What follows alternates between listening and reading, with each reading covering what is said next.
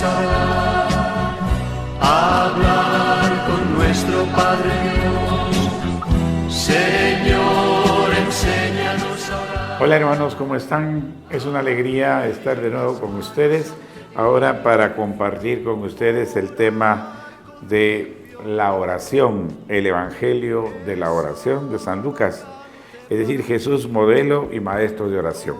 Recordarán que en el último tema, en el tema 9, tuvimos el tema sobre la comunidad en torno a Jesús y vimos un poquito la forma como Jesús convivió y vivió en comunidad con sus discípulos y cómo los discípulos también se proyectan en este estilo de vida comunitaria que es fundamental para nuestra vida cristiana. Hoy vamos a ver entonces el modelo de oración que nosotros tenemos que tomar según la oración de Jesús y que aparece pues en el Evangelio de San Lucas. Vamos a hacer nuestra oración. Vamos a iniciar en el nombre del Padre y del Hijo y del Espíritu Santo. Amén. Estamos ante ti, Espíritu Santo, reunidos en tu nombre. Tú que eres nuestro verdadero consejero, ven a nosotros, apóyanos, entra en nuestros corazones, enséñanos el camino, muéstranos cómo alcanzar la meta, impide que perdamos el rumbo como personas débiles y pecadoras. No permitas que la ignorancia nos lleve por falsos caminos. Concédenos el don del discernimiento para que no dejemos que nuestras acciones se guíen por perjuicios y falsas consideraciones. Condúcenos a la unidad en ti para que no nos desviemos del camino de la verdad y la justicia, sino que en nuestro peregrinar terrenal nos esforcemos por alcanzar la vida eterna. Esto te lo pedimos a ti que obras en todo tiempo y lugar, en comunión con el Padre y el Hijo, por los siglos de los siglos. Amén.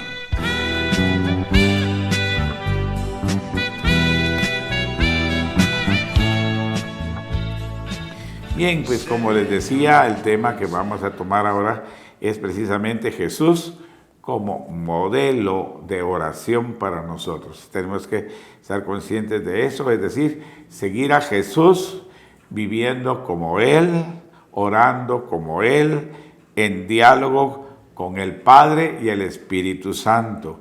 Es la tarea que vamos a tratar de lograr alcanzar en este tema que precisamente nos invita a meditar sobre la oración. Entonces vamos a leer 3 citas sobre la oración hoy. La primera es muy breve.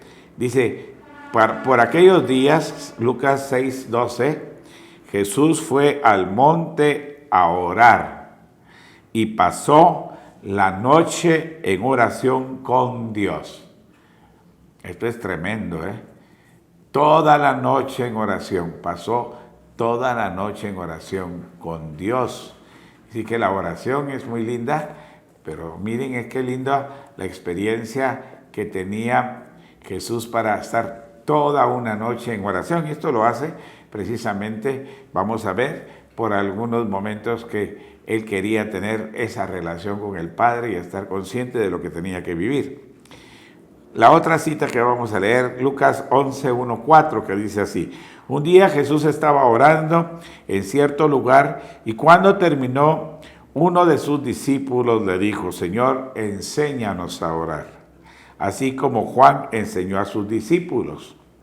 Jesús le respondió, cuando ustedes oren, digan, Padre, santificado sea tu nombre, venga tu reino, danos cada día el pan que necesitamos, perdona nuestras ofensas, como también perdonamos a todos los que nos ofenden, y no nos pongas a prueba. Esta es una cita que nos habla pues del Padre Nuestro. Lo vamos a comentar más adelante. Y la tercera cita, en medio de un gran sufrimiento, en Lucas 22:44, Jesús oraba con mayor fervor y sudaba como gruesas gotas de sangre que corrían hasta el suelo.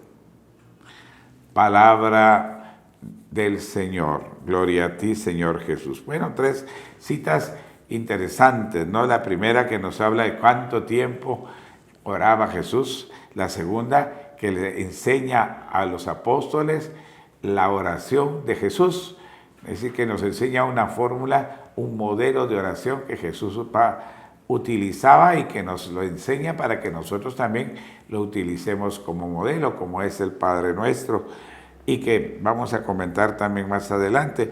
Y por último, en los momentos de oración, sobre todo que nos presenta en San Lucas capítulo 22, 44, cuando está en la oración de Jesús en el huerto, que estaba preparándose para que llegaran a apresarlo, y estaba orando con sus discípulos, sus apóstoles, y dice que en ese momento Jesús oraba de tal manera, con tanta atención, porque sabía que ya había llegado el momento donde Él se iba a ofrecer como holocausto por la salvación de todos nosotros, y por eso nos transmite la intimidad de su oración. Señor, si puedes, haz que pase de mí este cáliz, pero no se haga mi voluntad, sino la tuya. Y sudaba como gruesas gotas de sangre. Esta es una expresión profunda, a la vez muy linda, pero era de la tensión que Jesús estaba viviendo y que ponía en oración esas tensiones y las presentaba ante el Señor. Así que la oración pues nos ayuda en las diferentes circunstancias, y estas que nos presenta aquí son realmente muy importantes. Es decir que nosotros lo que estamos buscando en nuestra oración es descubrir esos modelos de oración que Jesús precisamente nos enseñó. Y creo que encontrar una para nosotros como la más perfecta, y creo que la más perfecta es el mismo Jesús, en todos los momentos en que Él oró, conocer sus diferentes momentos de oración para entender de qué manera nosotros también tenemos que orar. La oración, pues, de cada uno de nosotros, los seguidores de Jesús, que llamamos la oración cristiana, ha de ser, pues, la oración de Cristo. Es decir, que Cristo debe ser el que nos mueva a hacer nuestra oración cristiana en nosotros. Y para esto, para que esto sea una realidad, debemos contemplar, pues, largamente todos esos momentos en que Jesús oró, a fin de poder asumir de una manera muy especial esos mismos sentimientos ante el Padre y tener en nosotros los mismos sentimientos de Cristo Jesús.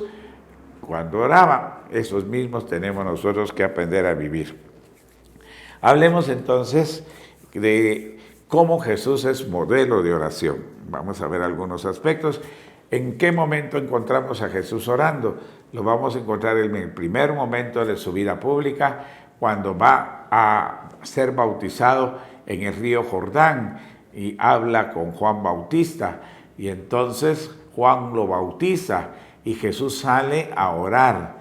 Y cuando está orando, entonces en ese momento dice que se abre el cielo y baja sobre él el Espíritu Santo.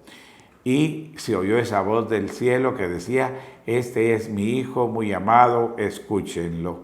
Yo creo que eso es una experiencia muy linda la que tenemos nosotros, pero lo importante aquí es que Jesús se puso a orar, y cuando está orando viene sobre él el Espíritu Santo. Después nos lo va a decir con aquel relato que ya hemos leído de la palabra de Dios, donde Jesús dice: el Espíritu del Señor está sobre mí, la experiencia de la presencia del Espíritu Santo en él. Y que cuando Jesús pues dejó de orar, nos dice que el Espíritu se lo llevó al desierto. Así que la oración que él estaba haciendo hizo que ese Espíritu Santo se lo llevara al desierto, y pasó en el desierto durante 40 días en ayuno y oración. Eso es lo que nos presenta ese relato en el capítulo, creo que es capítulo 2, versículo 22, donde nosotros encontramos pues esta experiencia donde Jesús tuvo las tentaciones y que va a orar y va a encontrar fuerza en la oración para vencer precisamente el mal y las tentaciones del maligno. Y nosotros por eso encontramos ahí cómo después de estos 40 días de ayuno y oración, Jesús tuvo hambre, y entonces lo tienta el demonio y Jesús lo rechaza. Pero esto lo logra porque ha estado orando.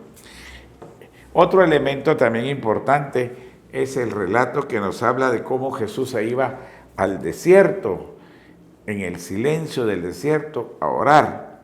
Y esto nos recuerda cómo precisamente también Jesús hacía lo que los profetas solían hacer, que se iban al desierto a orar. Por ejemplo, Moisés, cuando llegó con el pueblo, subió al monte Sinaí y ahí se fue durante todos unos 40 días en oración, allá en el monte de Sinaí, donde Dios le entregó los mandamientos. Estuvo en oración durante todo este tiempo y en esa oración Dios le dio los mandamientos a Moisés, que luego después los trajo para que el pueblo los subiera. O Elías, que cuando estaba en una situación de tribulación y estaba deseando morirse porque lo estaban persiguiendo y lo querían matar, entonces se fue al desierto y se puso a orar. Y ahí también se va a encontrar con Dios. Es la experiencia de la oración en el desierto. Y creo que Jesús también, pues como el nuevo Moisés, sube también en diálogo con el Padre en el desierto, en oración.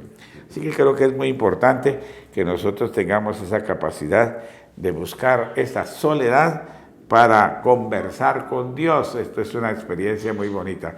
No solo subir al desierto para estar en silencio, sino también para estar en soledad con Dios. Es otro elemento que también él buscaba esos momentos así de soledad para dialogar y platicar con Dios. Nosotros también tenemos que buscar de esta manera en nuestro caminar momentos donde estemos solos para platicar y compartir con Dios desde la realidad que estamos viviendo.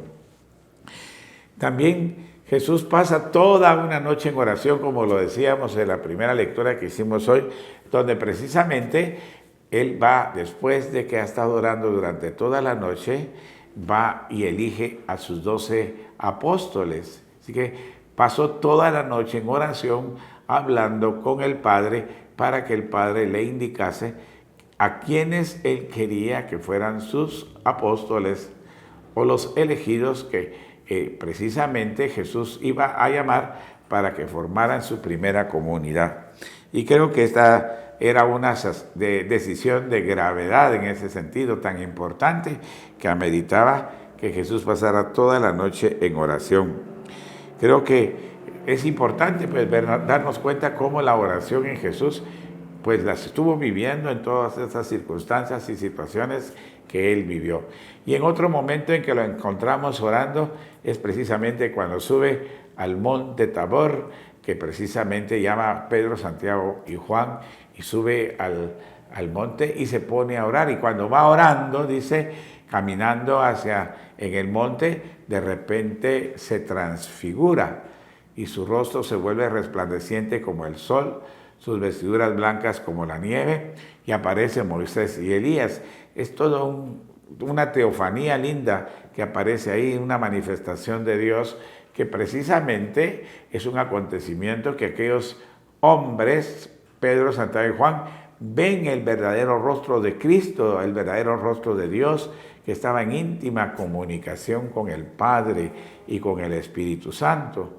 Y ven cómo en esa visión habla con Moisés y Elías, y hablaban precisamente de su proyecto, de cómo Jesús iba a cumplir con la misión que le había sido encomendada y que consistía en dar la vida por la salvación de todos los hombres, para alcanzarnos el perdón de nuestros pecados y obtener para nosotros la vida nueva, la vida eterna, con su resurrección que nosotros hemos recibido en nuestro bautismo. Así que creo que estos son elementos muy importantes, La transfiguración, pues, que aparece en el capítulo 9, versículo del 28 y 29, donde precisamente se nos habla de esa experiencia tan bonita de Jesús que se transfigura y los mismos apóstoles pueden ver el verdadero rostro del Hijo de Dios, de su Maestro, y que de alguna manera ven también esa intimidad incomunicable que tenía él de oración con su Padre, de tanta intimidad. Creo que esto fue algo grande que ellos pudieron darse cuenta y comprobarlo. En fin, estos son momentos diferentes de la oración que Jesús precisamente realizó y que son como modelos de oración para nosotros, ¿eh? Así que tenemos que estar conscientes de esta variedad de estilos, formas y situaciones en las cuales Jesús ora. También decimos que Jesús es el maestro de oración y en eso recordamos la segunda lectura que hacíamos cuando le preguntan a sus discípulos, Señor, enséñanos a orar. Y les da el Padre Nuestro como el modelo de oración propiamente. Es como la fórmula ideal, es como el deseo de imitar a Jesús en las peticiones que precisamente Jesús hacía al Padre. Padre, santificado sea tu nombre, venga tu reino, hágase tu voluntad. Son elementos de alabanza y de petición también del plan de salvación que precisamente queremos que Jesús realice en nuestro mundo y que Jesús lo decía para que el Padre le ayudara a que ese proyecto que él estaba realizando se hiciera una realidad también en aquella comunidad. Y solo después de presentar este plan de salvación, en un segundo momento pide por sus necesidades. Danos hoy nuestro pan de cada día. Perdona nuestras ofensas. Son elementos en que nosotros también podemos reconocer que después de poner el plan de Dios en nuestras vidas como modelo, pedir por nuestras necesidades, por nuestro pan, por nuestros problemas y también que no nos dejes caer en la tentación. Es decir, que también nosotros tenemos que pedirle al Señor que nos aparte de estas cosas. Esa es la metodología pues que el mismo Señor nos ha enseñado a nosotros como condiciones para que nuestra oración sea eficaz, pues, ¿verdad? Tenemos que aprender a orar de esta manera. Y creo que, pues, también dentro de estos gestos nos va presentando algunos elementos o rasgos de cómo tendremos nosotros que orar. Entonces, por ejemplo, nos pone el ejemplo de humildad de aquella viuda que le habían hecho una injusticia y se pone a orar para que se le haga justicia. Y aquel juez injusto, de tanto oírla y de tanto insistir ella con el juez, al final dice que le va a conceder lo que le pide para que ya no le moleste. Y Jesús termina diciendo, si ustedes que son malos saben dar cosas buenas a sus hijos, cuánto más nuestro Padre Dios dará cosas buenas a quienes se lo piden. Para decirnos, animémonos a pedirle al Señor y especialmente de que nos haga justicia ante las injusticias que estamos viviendo en este mundo. También nos enseña a ser humildes y nos presenta aquella parábola del fariseo y del publicano. Fariseo que entró, yo te doy gracias, Señor, porque no soy como los demás, cumplo con mi diezmo y siempre estoy cumpliendo con mis deberes. Se creía muy santo, pero el publicano dice que entró y ni siquiera se atrevía a levantar la vista ante la presencia de Dios y le decía, Señor, ten misericordia de mí, que soy un pecador.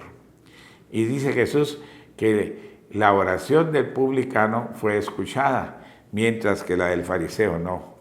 ¿Por qué? Porque fue humilde, porque todo el que es humilde pues va a ser escuchado. Los que somos orgullosos no vamos a ser escuchados, vamos a ser rechazados. Es decir, la actitud de humildad. Y nos presenta pues esa parábola del fariseo y el publicano que aparece en el capítulo 18, versículo del 9 al 14.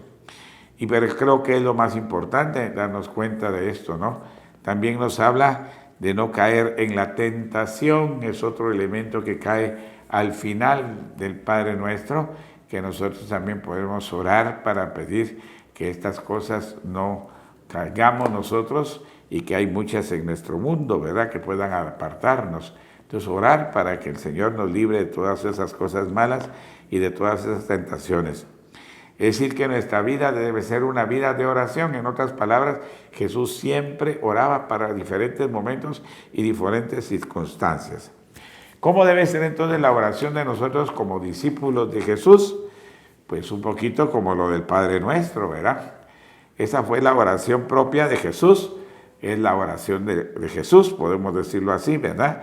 Y que se distinguía de la oración que hacían tanto los gentiles como los discípulos de Juan Bautista, que tenían su estilo para orar. Entonces también Jesús tiene un estilo propio, que es su propia oración, la que Él nos va a enseñar.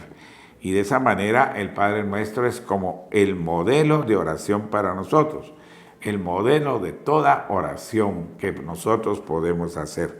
Y tenemos que estar conscientes de eso, ¿no?